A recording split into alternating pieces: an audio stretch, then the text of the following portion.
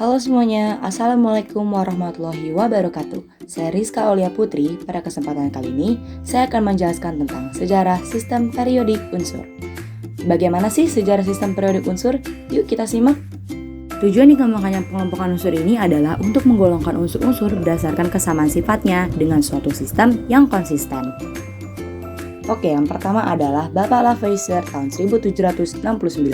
Ia membagi unsur menjadi dua. Yang pertama logam, berwujud padat pada suhu kamar, mengkilap jika digosok, merupakan konduktor yang baik, dapat ditempa atau direnggangkan, dan merupakan penghantar panas yang baik.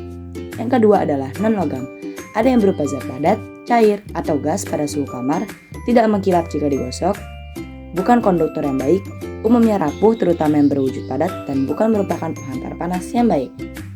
Kelebihan dari teori ini sudah mengelompokkan 33 unsur berdasarkan sifat kimia, sehingga bisa dijadikan referensi bagi ilmuwan setelahnya. Bahkan kelemahannya yaitu pengelompokannya masih terlalu umum. Teori tersebut dilanjutkan oleh Dobreiner tahun 1817. Unsur-unsur dikelompokkan berdasarkan kemiripan sifat-sifatnya. Setiap kelompok terdiri atas 3 unsur sehingga disebut triade. Di dalam triade, unsur kedua mempunyai sifat-sifat yang berada di antara unsur pertama dan unsur yang ketiga. Contohnya gimana sih? Oke, di sini ada litium, natrium, dan kalium. Natrium merupakan unsur kedua yang memiliki nomor massa, merupakan hasil dari rata-rata litium dan kalium, yaitu 7 ditambah 39 dibagi 2, menghasilkan 23. Kelebihan dari teori ini yaitu keteraturan setiap unsur yang sifatnya mirip, massa atom atau air. Unsur yang kedua merupakan massa atom rata-rata di antara massa atom unsur pertama dan ketiga. Dan kekurangannya yaitu kurang efisien karena ada beberapa unsur lain yang tidak termasuk dalam kelompok triade. Padahal sifatnya sama dengan unsur yang ada di dalam kelompok triade tersebut. Teori selanjutnya yaitu menurut John Newlands tahun 1865. Menurut Newlands, jika unsur-unsur diurutkan letaknya sesuai dengan kenaikan massa atom relatifnya, maka sifat unsur akan terulang pada setiap unsur ke-8. Keteraturan ini sesuai dengan pengulangan not lagu atau oktav sehingga disebut dengan hukum oktav atau law of octaves. Berikut adalah tabel yang menunjukkan pengelompokan unsur berdasarkan hukum oktav Newlands.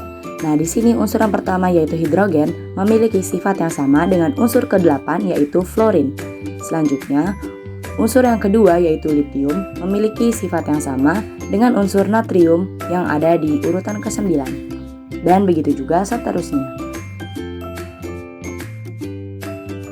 Kelemahan dari teori Newlands ini, dalam kenyataannya masih ditemukan beberapa oktav yang isinya lebih dari 8 unsur. Dan penggolongannya ini tidak cocok untuk unsur yang massa atomnya sangat besar. Terus selanjutnya adalah menurut Mendeleev tahun 1869. Ia melakukan pengamatan 63 unsur yang sudah dikenal dan mendapatkan hasil bahwa sifat unsur merupakan fungsi periodik dari massa atom relatifnya. Sifat tertentu akan berulang secara periodik apabila unsur-unsur disusun berdasarkan kenaikan massa atom relatifnya. Mendeleev selanjutnya menempatkan unsur-unsur dengan kemiripan sifat pada satu lajur vertikal yang disebut golongan. Unsur-unsur disusun berdasarkan kenaikan massa atom relatifnya dan ditempatkan dalam satu lajur yang disebut periode. Berikut ini adalah tabel pengelompokan menurut Mendeleev. Nah, di situ terdapat bagian-bagian kosong yang disengaja dikosongkan oleh Mendeleev. Mendeleev meramalkan bahwa nantinya akan ditemukan unsur yang akan ditemukan oleh penemu berikutnya. Oleh karena itu, ia mengosongkan bagian-bagian tersebut. Kelebihan dari teori Mendeleev ini yaitu sistem periodik Mendeleev menyediakan beberapa tempat kosong untuk unsur-unsur yang belum ditemukan.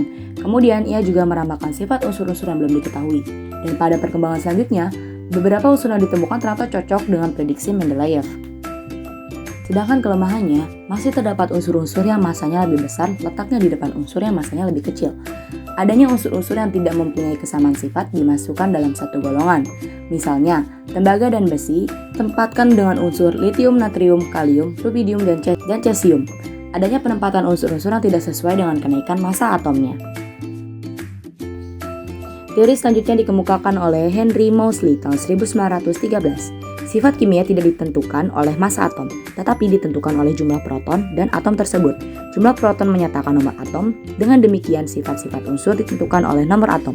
Keperiodikan sifat, fisika, dan kimia unsur disusun berdasarkan nomor atomnya.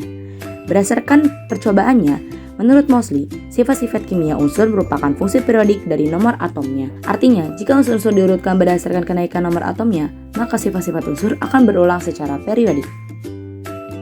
Selanjutnya, menurut Moseley juga, unsur yang elektron valensinya sama diletakkan dalam satu golongan dan unsur yang letak kuliknya diletakkan dalam satu periode. Sifat logam berada di arah kiri dan non-logam berada di arah kanan. Terdapat dua jenis golongan, yaitu golongan utama 1A sampai 8A dan golongan transisi 1B sampai 8B. Sistem periodik modern dikenal juga sebagai sistem periodik berbentuk panjang. Dalam sistem periodik modern terdapat 7 periode. Periode pertama terdiri dari 2 unsur, periode kedua dan ketiga terdiri atas 8 unsur, periode keempat dan periode kelima terdiri atas 18 unsur, periode keenam terdiri dari 32 unsur yaitu 18 unsur seperti periode 4 atau 5 dan 14 unsur lagi merupakan deret lantanida. Dan periode terakhir yaitu periode ketujuh merupakan periode unsur yang belum lengkap. Pada periode ini terdapat deret aktinida. Kelebihan dari teori ini yaitu berhasil memperbaiki kekurangan pada sistem periodik Mendeleev, di mana Moseley berhasil menemukan kesalahan dalam tabel periodik Mendeleev, yaitu adanya terbalik letak penempatan tellurium dan iodin. Kemudian berhasil menemukan bahwa urutan unsur dalam tabel periodik sesuai kenaikan nomor atom. Tabel periodik modern yang disebut juga tabel periodik berbentuk panjang disusun menurut kenaikan nomor atom dan kemiripan sifat. Kemudian kekurangannya, masih ada beberapa elemen yang kenaikan massa atom relatifnya ternyata sesuai dengan kenaikan nomor atomnya. Setelah ditemukan unsur-unsur baru yaitu gas mulia yang ditemukan oleh Sir William Ramsay yang memenuhi tabel periodik Moseley, ditemukan pula unsur transurium dan Glenn Seaborg, namun ternyata tidak dapat diletakkan dalam tabel periodik Moseley.